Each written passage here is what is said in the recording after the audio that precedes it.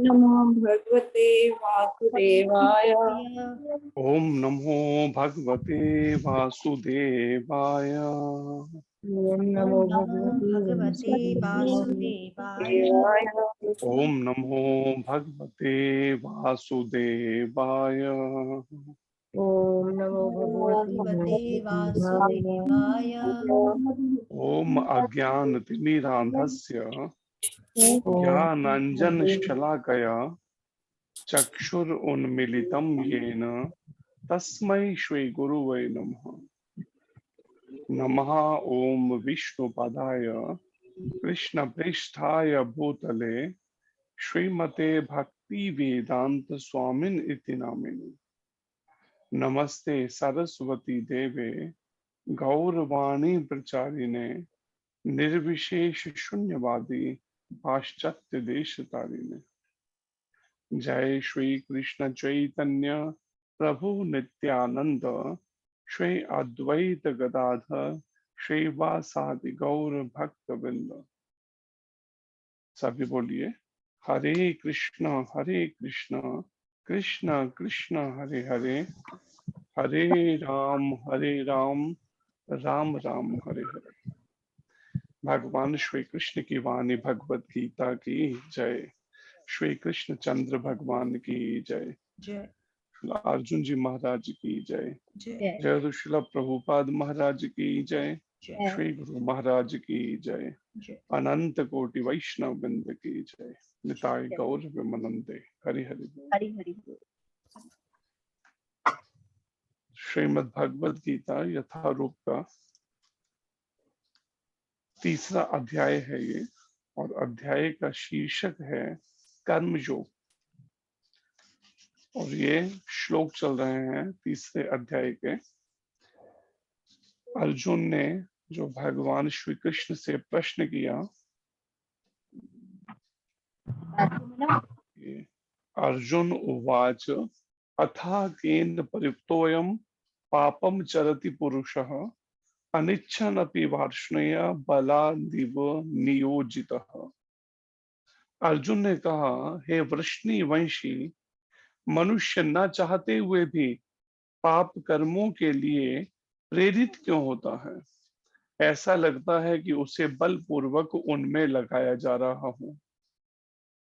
जिसके उत्तर में भगवान श्री कृष्ण कहते हैं, श्री भगवान उवाच कामेशा क्रोधेशा रजोगुण समुद्भव महाशनो महापाप्मा विद्येनम इह वैरिणम।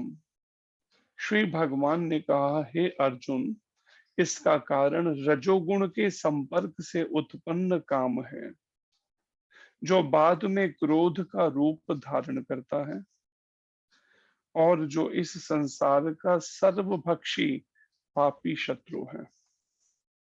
तो इसके जो तात्पर्य अभी चल रहे थे, कोई जल्दी से इसमें से आप में से इसका तात्पर्य पढ़ लीजिए पहला, फिर आगे शुरुआत करें दूसरे से। पहला हो चुका है, जैसे आगे करना।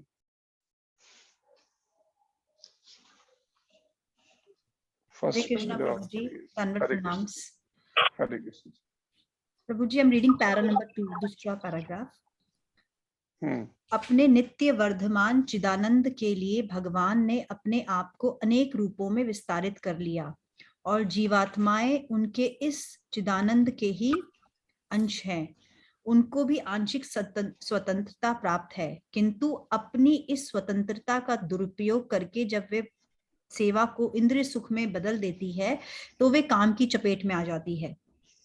भगवान ने इस सृष्टि की रचना जीवात्माओं के लिए इन काम पूर्ण रुचियों की पूर्ति हेतु सुविधा प्रदान करने के निमित्त की, और जब जीवात्माएं दीर्घ काल तक काम कर्मों में फंसे रहने के कारण पूर्णतया ऊब जाती हैं, तो वे अपना वास्तविक स्वरूप जानने के लिए जिज्ञासा करने लगती हैं। हरे कृष्णा प्रभु जी। तो ये प्रभुपाद जी तात्पर्य में तीसरे अध्याय के 37वें श्लोक में, जिसमें पहले वर्णन किए, प्रभुपाद कहते हैं कि जीवात्मा का सबसे बड़ा शत्रु काम है, और यह काम ही है जो विशुद्ध जीवात्मा को इस संसार में फंसे रहने के लिए प्रेरित करता है। सबसे पहले तो ये संसार हमारा परमानेंट घर नहीं है। भगवान हैं इस संसार में हम आए हैं, अगर जन्म हुआ है हमें अपनी इच्छाएं और कर्म फलों के कारण से भोगने के लिए, तो कुछ ही समय में फिर यहाँ से छोड़ के जाना होगा। लेकिन जो हमारी कामनाएं या इच्छाएं हैं वही इस हमें विशुद्ध जीवात्मा को, अर्थात जीवात्मा जो है वो शुद्ध है, लेकिन उसकी इच्छाओं के कारण से उसे बंधना या फंसना पड़ता है इस संसार में। और प्रभुपाद जी कहते हैं कि अपने नित्य वर्धमान चिदानंद के लिए, चिदानंद, चिद का अर्थ है जो वास्तव में उसमें जो नित्य शाश्वत जो आनंद है, वर्धमान, बढ़ता हुआ, नित्य बढ़ता हुआ। जीव क्या करता है, भगवान ने क्या ये अपने आप को अनेक रूपों में विस्तारित किया। जैसे ऐसा भी वर्णन है कि भगवान जब आनंद चाहते हैं तो भगवान क्या करते हैं, एक जो स्वयं भगवान श्री कृष्ण है अपना विस्तार करते हैं अनेक रूपों में, जिनका वर्णन भी है भागवत में कि भगवान के सबसे पहले तो उनके स्वयं प्रकाश जो है विलास विग्रह है भगवान बलराम जी, फिर उनके आगे भगवान के अंश अवतार हैं, उनके गुणा अवतार हैं, शक्तावेश अवतार हैं, और फिर असंख्य जीवात्माओं के रूप में जब अपना विस्तार करते हैं, और जीवात्माएं उनके इस चिदानंद के ही अंश हैं। जैसे सूर्य किरणें जो है सूर्य की प्रकाशित होती हैं चारों तरफ, किरणों के रूप में सूर्य जो है प्रकाश फैलता है, ऐसे ही भगवान से भी ये सब वैसे ही किरणों के समान ही भगवान के चिदानंद के रूप में, उनके अंश रूप में ये जीवात्मा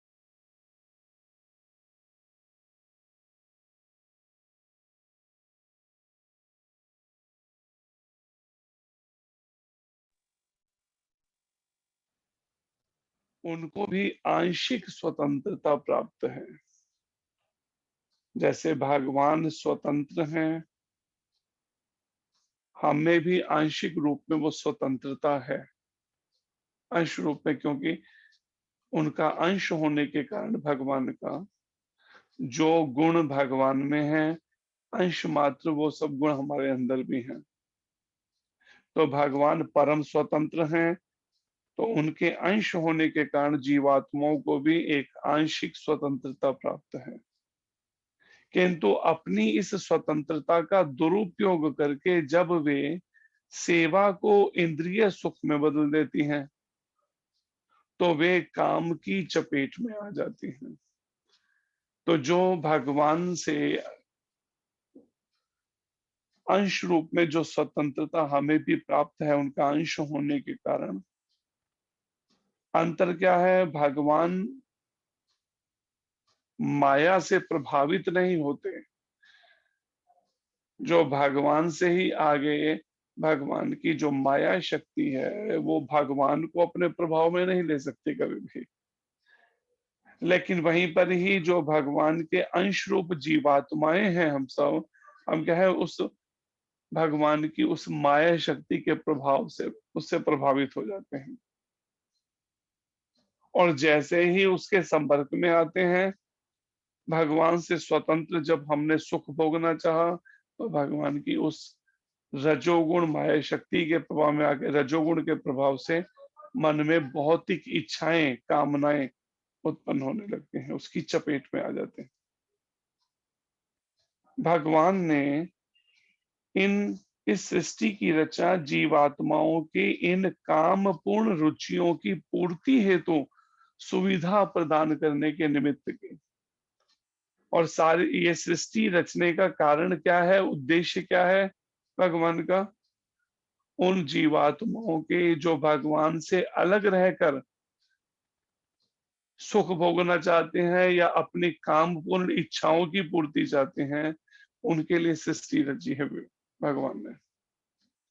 और जब जीवात्माएं दीर्घ काल तक काम कर्मों में फंसे रहने के कारण पूर्णतया ऊब जाती हैं, जब तक पूरी तरह से हम मन ऊब नहीं जाता इन सब इच्छाओं की पूर्ति करते हुए काम फंसे रहकर काम कष्ट भोग रहे हैं, दुख भोग रहे हैं, लेकिन फिर भी ये तैयार नहीं है इससे निकलने, तो वे अपना वास्तविक स्वरूप जानने की जिज्ञासा करने लगती हैं जब इन काम कर्मों में फंसे रहकर उब जाते हैं। जैसे श्रीमद् भागवतम में देवहूति माता, कर्दम मुनि और कपिल भगवान के इन प्रसंग में वर्णन है कि कर्दम मुनि जो है उन्होंने पहले उनके 9 कन्याएं देवहूति माता के हुई, फिर 10वें में कर्दम मुनि जी ने कहा माता देवहूति को कि देवी अब तुम्हारे यहाँ स्वयं भगवान जो है वो पुत्र रूप में आएंगे, और भगवान कृष्ण का ही ये अवतार कपिल भगवान के रूप में प्रकट हुए। और कुछ समय के बाद एक दिन कर्दम मुनि कहते हैं कपिल भगवान को, जो पुत्र रूप में उनके यहाँ है, कि मैं अब संन्यास लेना चाहता हूं, जिसके लिए प्रभुपाद जी वर्णन करते हैं 50 वनम व्रजेत। 50 साल की जब उम्र हो जाए तो व्यक्ति को वन में चले जाना चाहिए, वानप्रस्थ लेकर, और अपने आगे की तैयारी करनी चाहिए परलोक के लिए। प्रभुपाद जी कहते हैं अब वन या जंगल तो रहे नहीं, हाँ इस्कॉन के सेंटरों में आकर वो भक्ति कर सकते हैं। तो अब ऐसे में जब स्वयं भगवान पुत्र रूप में है तो भी उन्होंने शास्त्र के एक नियम का, मर्यादा का पालन किया कर्दम मुनि ने, और कपिल भगवान ने कहा कि पिताजी आप निश्चिंत तो होके जाइए, माता की देखरेख मैं कर लूंगा। और कर्दम मुनि जी ने अनुमति लेके उनको परिक्रमा की और चले गए। अब देवहूति माता, जब अब कन्याओं का भी विवाह हो चुका है, तो कहती हैं एक दिन पुत्र रूप में जो कपिल भगवान है उन्हें कि प्रभु मेरे को कुछ आप आध्यात्मिक मार्गदर्शन दीजिए मुझे, मेरा मन अब इन विषय वासनाओं से उब चुका है। राजा मनु की पुत्री हैं, तो राजा की क्षत्रिय उसमें होने के कारण से विवाह तो हुआ कर्दम मुनि जी से। पहले जो है कि माताएं जो है किस तरह का वो वर चुनती थी, जैसे कर्दम मुनि है ऐसे तपस्या उन्होंने की, भगवान ने उन्हें दर्शन दिया। लेकिन मन में इच्छा थी, बड़ी लगन से पति की सेवा की, जटा बना ली वैसे ही, लेकिन फिर कर्दम मुनि जी ने उनकी इच्छा पूरी की।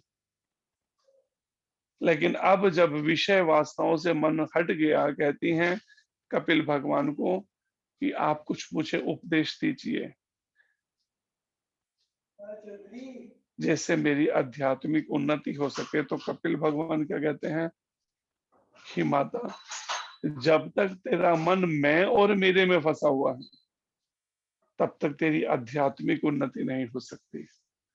ये श्रीमद् भागवतम में कपिल भगवान का ये उपदेश कि जब तक मैं मेरे की जब तक ये चिंतन है ना, शरीर से अपनी पहचान करना और शरीर से संबंधित वस्तुओं को या व्यक्तियों को मेरा मानना कि ये सोच है, तब तक आध्यात्मिक जीवन में उन्नति नहीं हो सकती, कपिल भगवान कहते हैं। तो यही बात यहाँ पर भी वर्णन है। प्रभुपाद जी कहते हैं यही काम कर्मों में फंसे रहने के कारण जीवात्माएं जो हैं जब तक पूरी तरह से ऊब नहीं जाती, इसी भौतिक इच्छाओं में, कामनाओं में तब वास्तविक स्वरूप को अपने जानने की वो जिज्ञासा करते हैं, जब पूरी तरह से उब जाता है मन। और यही जिज्ञासा वेदांत सूत्र का प्रारंभ है। पढ़िए लास्ट पैराग्राफ इसका।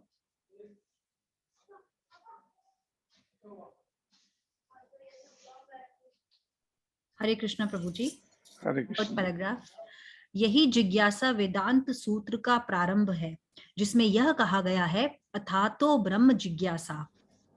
मनुष्य को परम तत्व की जिज्ञासा करनी चाहिए, और इस परम तत्व की परिभाषा श्रीमद् भागवतम में इस प्रकार दी गई है, जन्मादस्य यतो अन्वयादितरतश्च।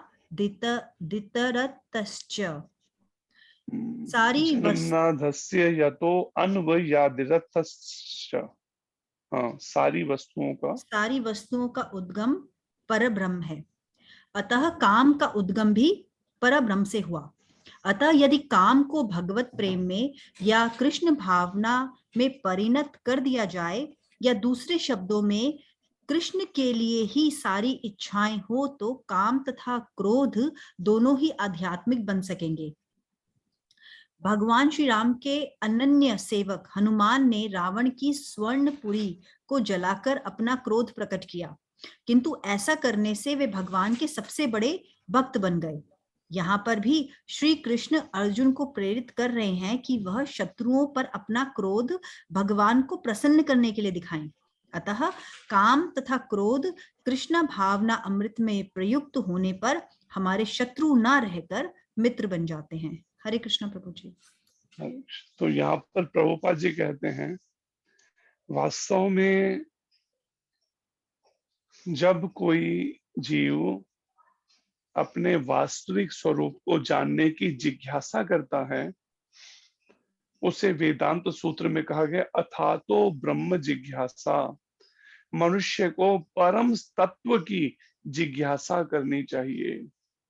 वास्तव में परम तत्व या भगवान या ईश्वर या परमात्मा को जो जानने की जो इच्छा है, एक तरह से वेदों में वर्णन है, ये एक तरह से पहली सीढ़ी है, प्रथम सीढ़ी इस आध्यात्मिक जीवन के मार्ग पर चलने की,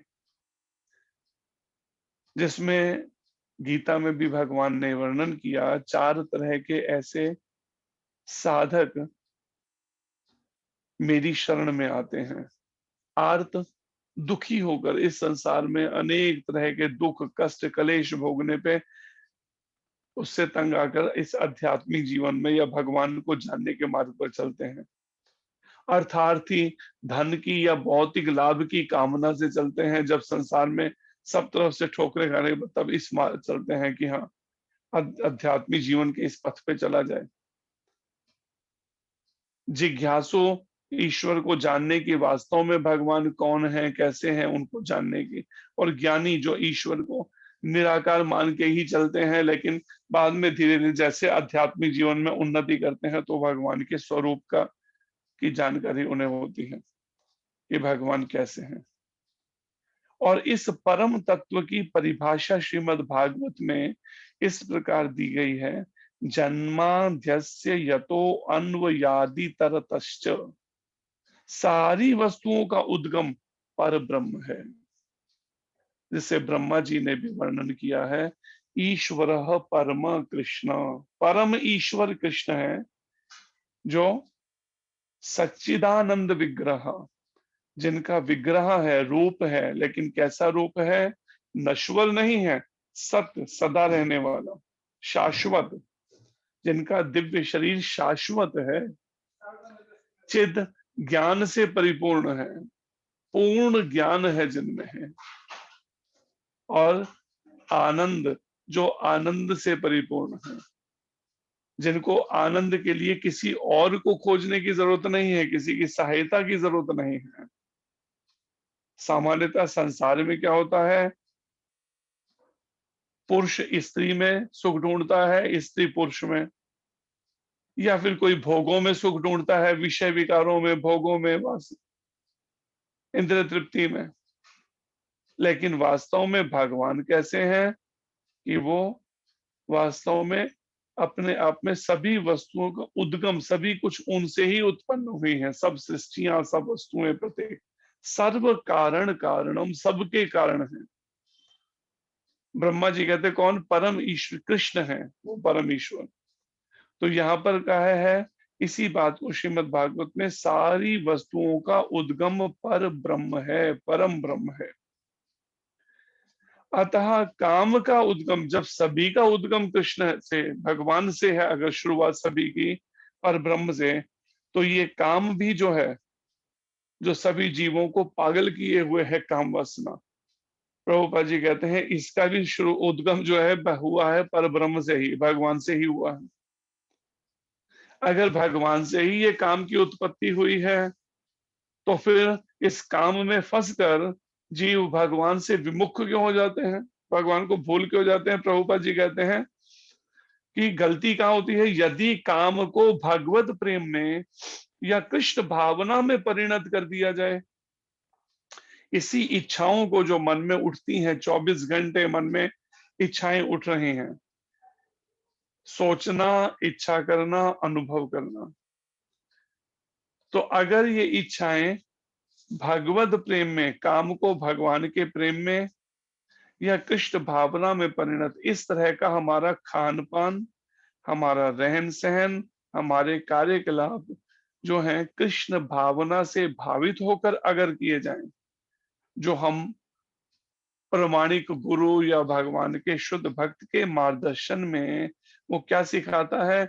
यही 3 चीजें, खान पान, रहन सहन, कार्यकलाप, 24 घंटे के सभी कार्य सभी कृष्ण भावना से भावित हो, इसका अभ्यास कराता है। मनसा वाचा कर्मणा, मन से, वाणी से, कर्म से। बार बार हम क्या करते हैं? बार बार मन जो है फिर संसार के उस भौतिक इच्छाओं में भागता है, संसार के, उसे कृष्ण की ओर फिर मोड़ना, या फिर दूसरे शब्दों में कृष्ण के लिए ही सारी इच्छाएं हो। प्रभुपाद जी कहते हैं अगर सारी इच्छाएं कृष्ण के लिए हो, तो काम तथा क्रोध दोनों ही आध्यात्मिक बन सकेंगे। क्योंकि कोई कहे कि ठीक है आज से मैं इच्छा ही नहीं करूंगा कोई, या बिल्कुल काम और क्रोध से मैं अपने को अलग करूंगा, तो प्रभुपाद जी कहते वास्तव में जो मन का स्वभाव है वो अपना स्वभाव नहीं बदलते। आप कहे हाँ मुझे चीनी तो चाहिए लेकिन मीठी नहीं होनी चाहिए, तो वो चीनी का स्वभाव है मीठापन, पानी का स्वभाव है गीलापन, अग्नि का स्वभाव है तपिश देना और रोशनी प्रकाश देना। ऐसे ही मन का भी एक नेचर स्वभाव है, सोचना, इच्छा करना, अनुभव करना। अब हम कहें मन के जो मायावादी हैं, जो योगी हैं, जो ज्ञान मार्गी हैं या योगी, वो क्या करते हैं? वो कहते हैं कि हाँ हम मन को बिल्कुल शून्य में ले जाएंगे, योगी कहते हैं कि मन बिल्कुल संकल्प विकल्प से अलग हो जाए। लेकिन जो मन का स्वभाव है वो खत्म कैसे हो जाएगा? और ठीक है कोई विरले, मान लिया जाए हिमालय पे जाकर वहां पर तपस्या करने लगे गुफाओं में रह के, लेकिन एक जनरल सामान्य अगर जीवन में जीने के बाद आए, तो सभी लोग सारे कार्यों को छोड़कर निष्क्रिय होकर नहीं बैठ सकते, पहले ये बात विचार करें। तो ऐसी स्थिति में जब हम मन को बिल्कुल संकल्प विकल्पों से हटाना चाहते हैं, सोचते हैं ध्यान के द्वारा हम इस तरह से ऐसा कर लेंगे, और हम रह रहे हैं सांसारिक जीवन में या गृहस्थ जीवन में, तो स्वाभाविक बात है जैसे थोड़ी देर के लिए भले हम बैठकर मन को संतुष्ट कर लें इस तरीके से कि हाँ मन में वैसी इच्छाएं नहीं, लेकिन आप क्या 24 घंटे बैठ सकते हैं उस तरह से? लेकिन जैसे ही आंखें खोलेंगे मन फिर चल पड़ेगा उस तरीके से, और जब हम मन को नहीं रोक पाएंगे तो व्यक्ति के अशांत हो जाते हैं इस बात को लेके कि मैं कब से प्रयास कर रहा हूं लेकिन फिर भी मन को अंकुश में नहीं ले पा रहा इस संकल्प विकल्पों से, क्योंकि वो मन का स्वभाव है एक।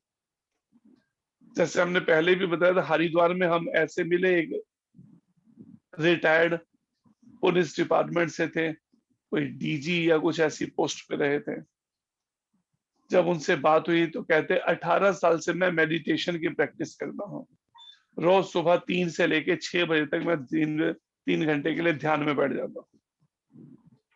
तो मैंने कहा क्या अभ्यास करते हैं? कहते मैं करता था पहले भगवान कृष्ण का, फिर वो भी छोड़कर मैंने ये अभ्यास की संकल्प विकल्प से मन को हटाना है पूरी तरह से, मन में कोई विचार ना उठे। तो हमने कहा 18 साल से आप प्रैक्टिस कर रहे हैं तो सफलता क्या मिली आपको? कहते 45 मिनट के लिए मैं अपने मन को शून्य में ले जाता हूँ। तो परिणाम 18 साल लगाकर 45 मिनट के लिए, उनका ये कहना था।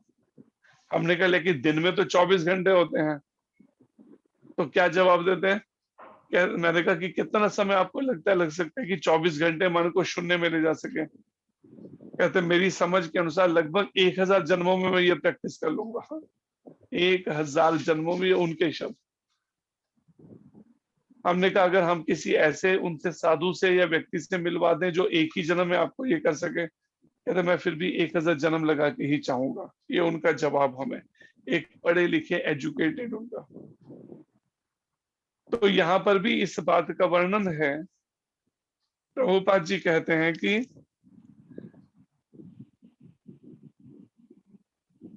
कृष्ण के लिए सारी इच्छाएं हो तो काम तथा क्रोध दोनों ही आध्यात्मिक बन सकेंगे।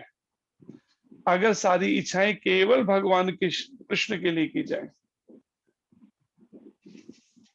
महामंत्र सभी बोलिए, हरे कृष्ण कृष्ण कृष्ण कृष्ण कृष्ण हरे राम हरे हरे, राम राम हरे हरे, कृष्ण कृष्ण हरे हरे, हरे राम कृष्ण कृष्ण हरे हरे, हरे कृष्ण हरे राम हरे राम हरे राम, राम राम हरे हरे। राम राम हरे हरे। तो यहाँ पर प्रभुपाद जी ये बात समझा रहे हैं कि अगर सारी इच्छाएं कृष्ण के लिए हों तो काम तथा क्रोध दोनों ही आध्यात्मिक बन सकेंगे। तो ये एक है कि हाँ, इसकी चर्चा करना या इसको कि हाँ सारी इच्छाएं कृष्ण के लिए हो, लेकिन एक इसके अनुसार ढालना पूरे जीवन को, इसके लिए अभ्यास चाहिए, एक योग्य मार्गदर्शन में।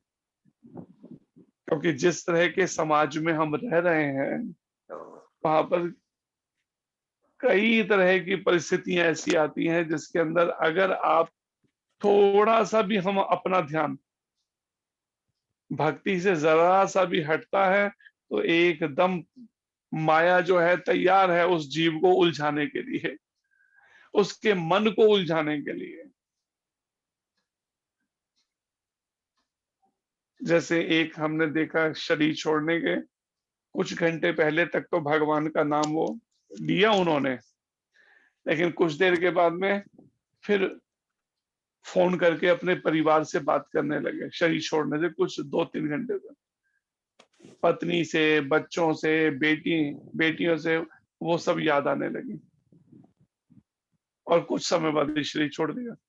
तो परिणाम ऐसी स्थिति में कृष्ण का चिंतन कुछ देर के लिए हुआ, लेकिन फिर और भी बहुत कुछ चिंतन हुआ। तो परिणाम क्या है कि वो जो मन में इच्छाएं रह गई जिस कारण से कृष्ण से हटकर और संसार सब याद आने लगा। अगर पहले हमने इस तरह की प्रैक्टिस नहीं की पूरी तरह से भगवान में अपने मन को रोकने की, तो आखिरी समय इस तरह से याद आ जाएगा। जैसे श्रीमद् भागवत में अजामिल की कथा है। अजामिल जो है कई संतानें की उन्होंने, लेकिन जो सबसे छोटी संतान थी उसका आखिरी समय चिंतन हो रहा।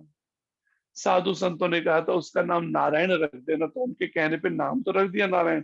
तो आखिरी समय जब यमदूत सामने आ गए, अब वो क्या है अपने उस बेटे को पुकार रहे हैं, नारायण मेरी रक्षा करो, नारायण नारायण।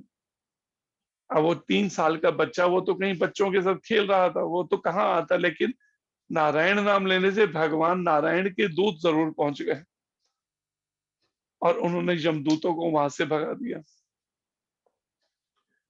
लेकिन चलो अजामिल ने नाम रखा था इस तरह का अपने सबसे छोटे पुत्र का, वो भी साधु संतों के कहने पर। लेकिन आज तो लोग कैसे नाम रख रहे हैं जिसमें कहीं भगवान का नाम ही नहीं है। ऐसे ऐसे नाम मतलब जो बिल्कुल अलग ही है, कोई भगवान की स्मृति ही ना हो जिससे। तो उस परिस्थिति में परिवार का, पति का, पत्नी का, बच्चों का अगर उस समय चिंतन हुआ और उनका नाम भी कुछ और रखा, तो परिणाम कहाँ जाएंगे, अब विचार करके देखिए उनकी क्या गति होगी उन सबकी। तो आखिरी समय जहां चिंतन रह गया, भगवान कहते हैं अंत काल में जहां जैसा स्मरण उसका, उसके अनुसार ही उसके कहते हैं अंते मति सो गति। अंत में जो मन जहां भी लगा होगा वैसी गति होने वाली है उसकी। और यहाँ पर प्रभुपाद जी कहते हैं कि इसलिए कृष्ण के लिए सारी इच्छाएं हो, तो काम तथा क्रोध भी, जो मन में इच्छाएं हैं वो इच्छाएं भी, कामनाएं भी, और काम की पूर्ति ना होने पे जो क्रोध उत्पन्न होता है वो क्रोध भी, वो भी आध्यात्मिक बन सकेंगे अगर सभी इच्छाएं कृष्ण के लिए हों। फिर उदाहरण प्रभुपाद जी देते हैं कि भगवान राम के जो अनन्य सेवक हनुमान हैं, उन्होंने रावण की स्वर्णपुरी को जलाकर अपना क्रोध प्रकट किया। तो मन में कामना क्या थी हनुमान जी के, कि मेरे को सीता माता को खोजना है।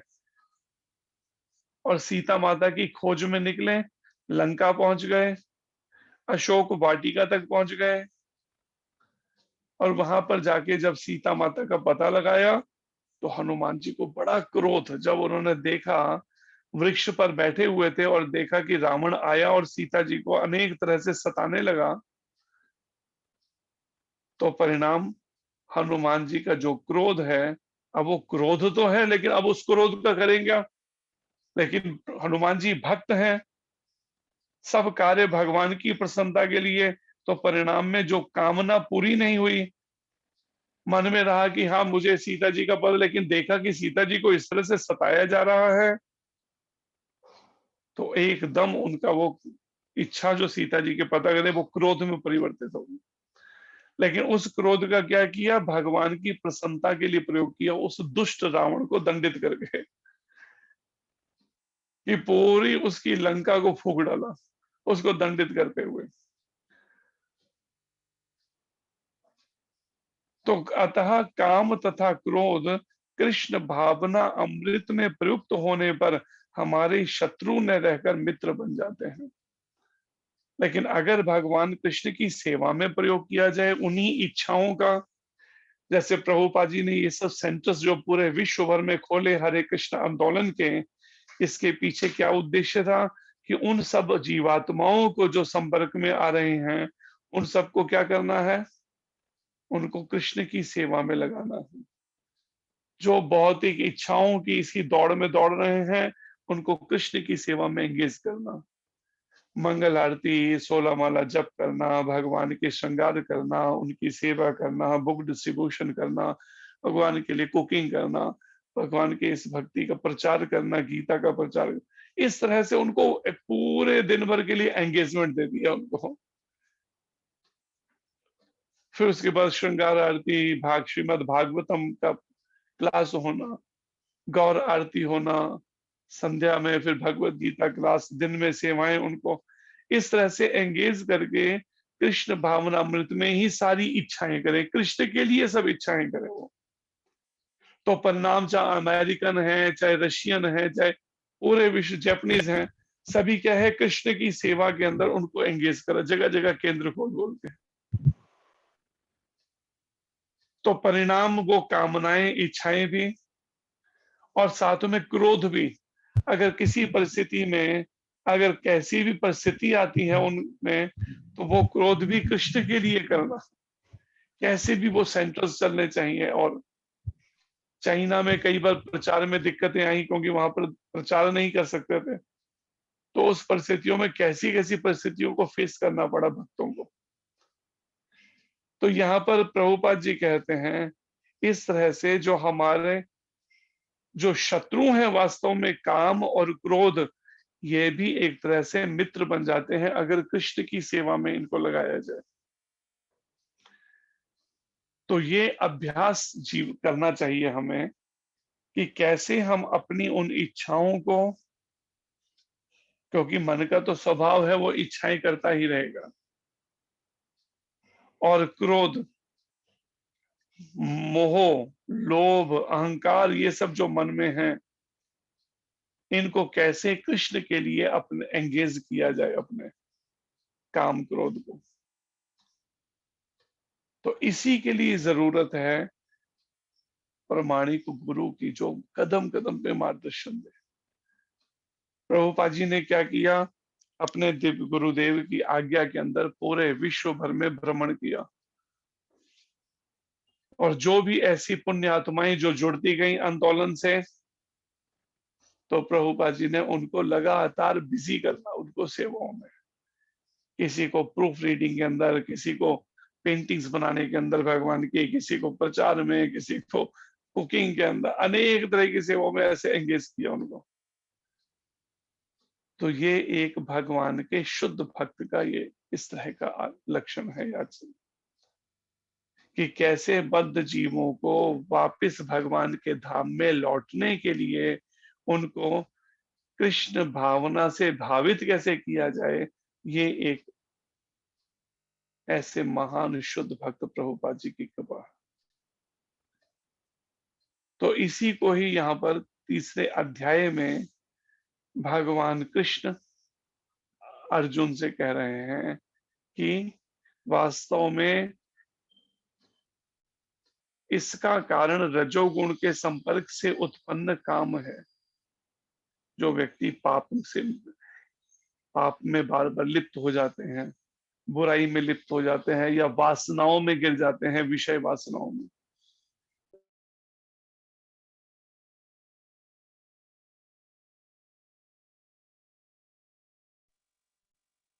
तो पहले हम छूट देते हैं विषयों की ओर जाने की, इंद्रिय विषयों का चिंतन करने की, और परिणाम जब मन में फिर इच्छाएं उठती हैं, फिर उन इच्छाओं की पूर्ति में लग जाते हैं, और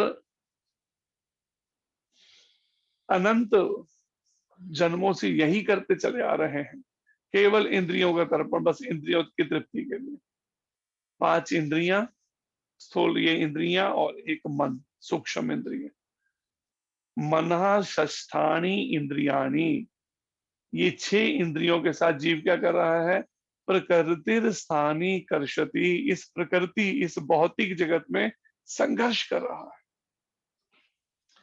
बार बार ये इच्छाएं उसे ले जा रही हैं, फिर दोबारा कृष्ण से विमुख करके भोगों की तरफ, संसार की तरफ, इसी से, और परिणाम में वो बार बार इसको कृष्ण की ओर लाने के लिए एक शुद्ध भक्त जो है प्रयास कर रहे हैं। प्रमाणिक गुरु क्या है, उनकी इंद्रियों को बार बार कृष्ण की ओर मोड़ना, बद्ध जीवों की, उन शिष्यों की, कृष्ण की सेवा में उन्हें एंगेज करना। तो ये अभ्यास जब तक पूरी तरह से कृष्ण भावना भावित नहीं होते, तब तक मुक्ति संभव नहीं है, तब तक। और ये चर्चा करना एक बात है, पढ़ना या चर्चा करना, लेकिन इसको व्यवहारिक रूप देना दूसरी बात है। कि वास्तव में जब तक हमने व्यवहारिक रूप में इसके अनुसार ढाला नहीं जीवन को, तब तक संभव नहीं है कि हम इस जन्म मृत्यु के चक्र से छुटकारा पा सके, निकल सके।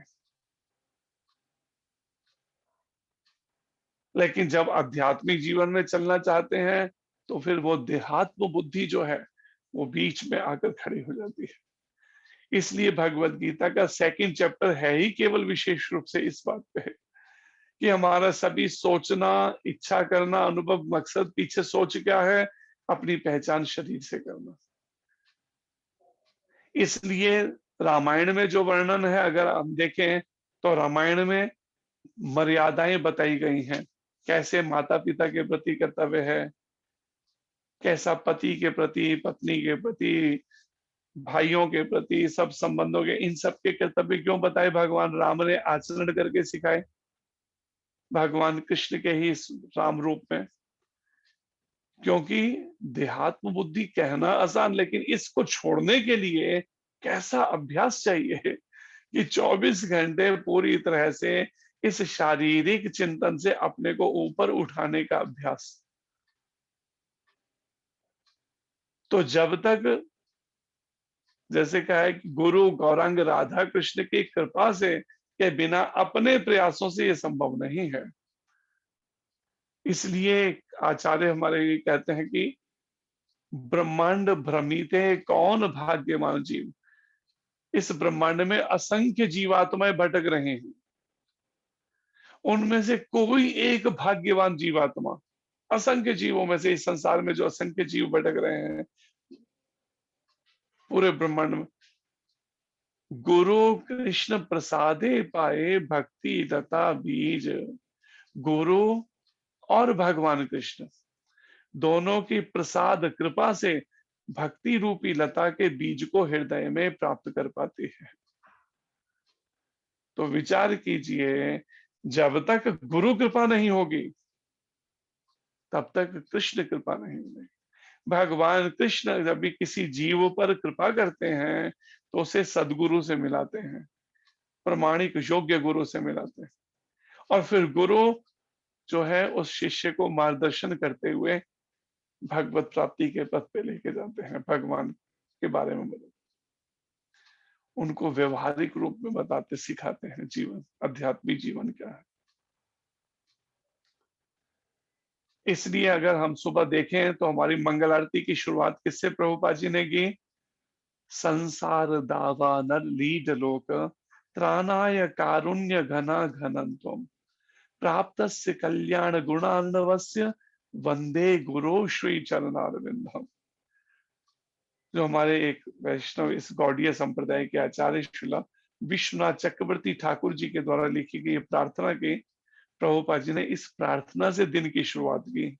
ये नहीं कि सीधा भगवान की, ठीक है वृंदावन और मायापुर में वो आरती गाई जाती है, विभावरी शेष आलोक प्रवेश निद्रा छाड़ी उठ जीव बोलो हरि हरि मुकुंद मुरारी राम कृष्ण हय ग्रीव।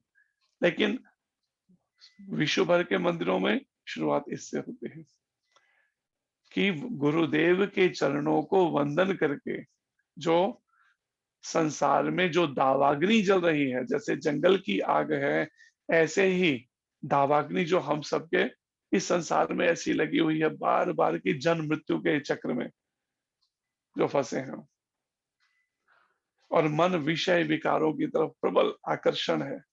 संसार ना चाहते हुए भी आंखें कान इंद्रियां बार बार विषय की तरफ आकर्षित होती हैं।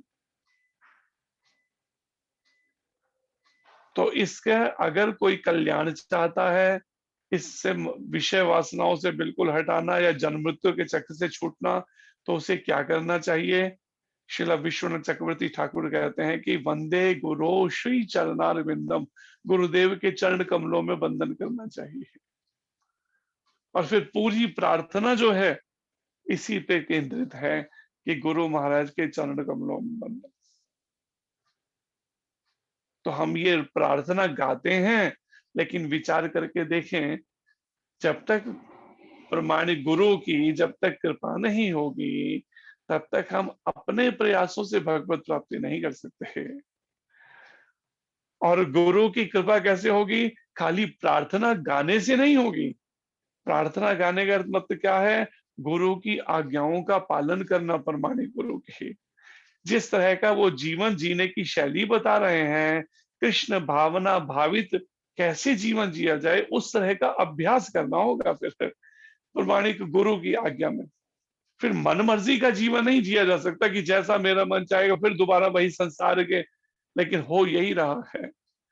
प्रार्थना भी गाते जा रहे हैं 5 साल 10 साल 20 साल 30 सालों से, लेकिन साथ साथ में इंद्रियों को उनके भोग भी देते जाते हैं कृष्ण से हटकर, और परिणाम में मन काबू में नहीं आ रहा। लेकिन वहीं पर देखें तो प्रभुपाद जी या मीरा जी जो है, उन्होंने क्या किया, पूरी तरह से इंद्रियां और मन को कृष्ण की सेवा में 24 घंटे लगाने का अभ्यास किया, और रिजल्ट क्या हुआ, पूरी तरह से कृष्ण भावना भावित हो गए। और प्रभुपाद जी को तो ऐसे, जो भगवान के धाम से ही आए, ऐसी विशेष कृपा भगवान की कि भगवान ने उनको चुना, केवल अपने लिए नहीं कृष्ण भावना भावित, पूरे विश्व भर को कृष्ण भावना भावित करने के लिए, लाखों करोड़ों आत्माओं को कृष्ण भावना भावित करने के लिए उनको मार्गदर्शन इस तरह का प्रभुपाद जी ने दिया।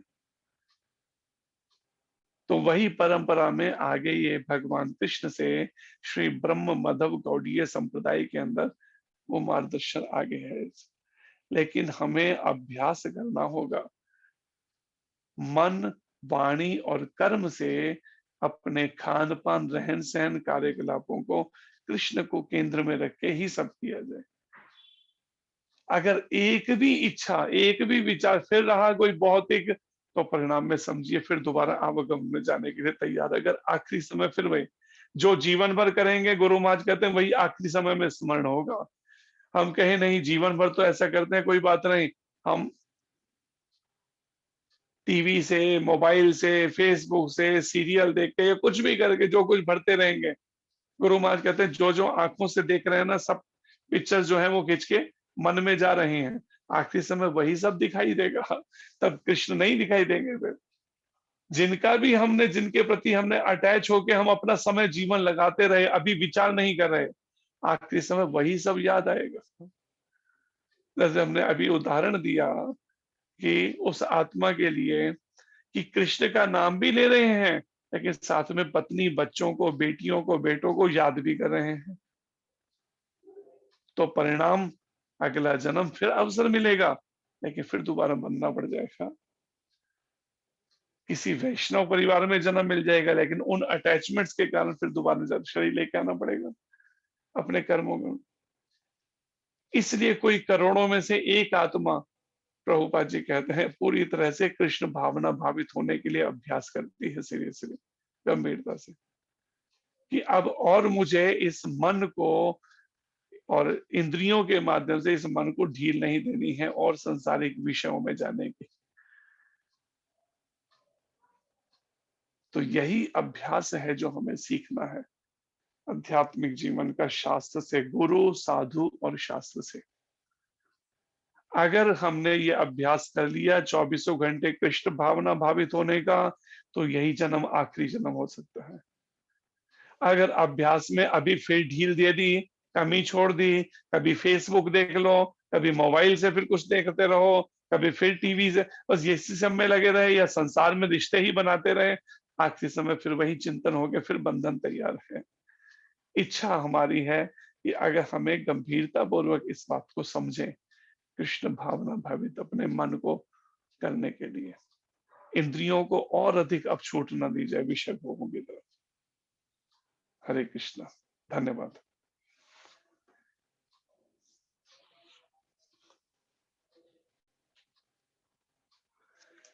हरे कृष्ण प्रभु, बहुत बहुत धन्यवाद आपका। हरे कृष्ण। हरि बोल। कोई प्रश्न हो तो कर सकते हैं आप में से।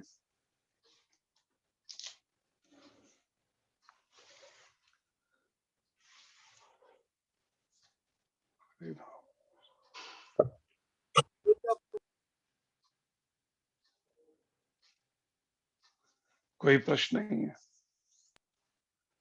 Thank you.